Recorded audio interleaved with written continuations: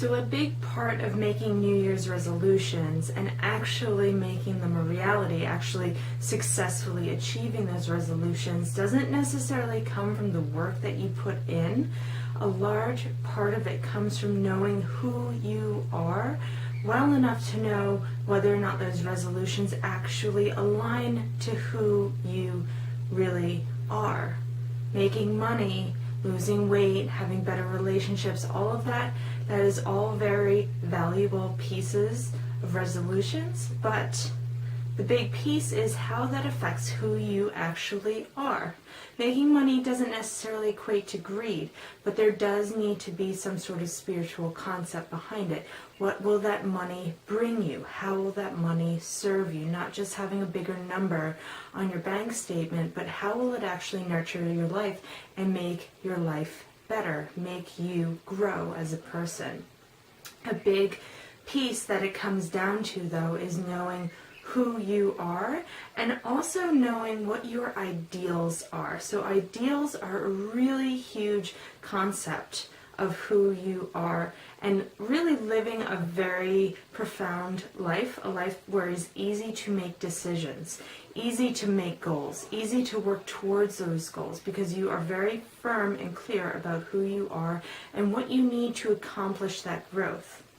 So as I said, as a soul, you come in with all these grand intentions of what you are working towards, a goal of who you want to become. That doesn't necessarily come from having a successful job or anything else, as much as it is, again, that spiritual aspect of how that successful job, that successful relationship, or anything else nurtures you as a soul to learn, to grow, to become more of yourself. So ideals are kind of the backbone behind all of that.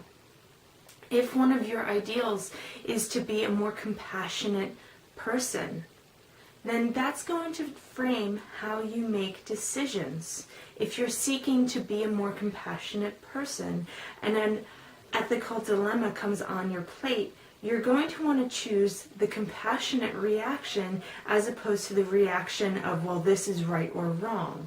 There's a difference there. If one of your ideals is to become independent, then you are going to start making choices with your job, with your finances, with your relationships that supports that piece of independence. So your ideals are probably 1 to 3 words that really serve to sum you up. Who are you? If there was 1 or 2 things in your life that you really, really, truly wanted to embody, wanted to experience and express in this lifetime, what would they be?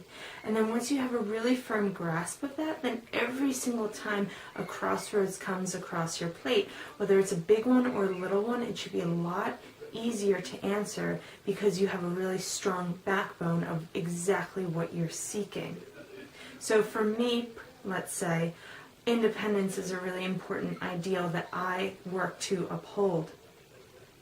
That means that when it comes to making money and getting a job, it needs to support my independence. Now, part of my brain is saying, no, you just need to make enough money to pay your bills. But in the end, that ideal kicks in and says, no, because in the end, I need to feel a sense of independence, of knowing that I'm kind of in control of the decisions that I'm making, and whatever job I take needs to support that more than it needs to just bring in lots of money. So, another piece behind ideals that's really important to remember is just because it's your ideal doesn't mean you embody it perfectly. Again, going back to the compassionate thing, you might not be compassionate 100% of the time, and that's really okay. You're human. But if compassion is your main ideal, then that's something that you're working towards. Because souls aren't here because they're perfect. Souls are here because they're evolving and working towards becoming perfect someday, maybe this lifetime, maybe in another lifetime. So knowing your ideals, trusting that you don't necessarily choose those ideals because that's who you are per se right now, but that's who you are as a soul in the sense of that's what you're working towards becoming. Maybe you're an adventurer, maybe you're an artist, whatever it might be, those few ideals They're the core of who you are. They're the reason why you make choices. They're the reason why you work towards those choices. And when you have strong ideals, when you know this is exactly who I am, it makes it really easy to set goals, to make resolutions, and then to wake up every single day working towards those resolutions, because you have this really big idea of who it is that you're working to become, who it is that you kind of are right now, and you're working to further become. So when you're thinking of those resolutions over the next few weeks, step back before you make any resolutions. Who are you? What are your ideals? And then go back to those resolutions and say, okay, does this resolution actually fit my ideal? Or do I need to tweak it a little bit?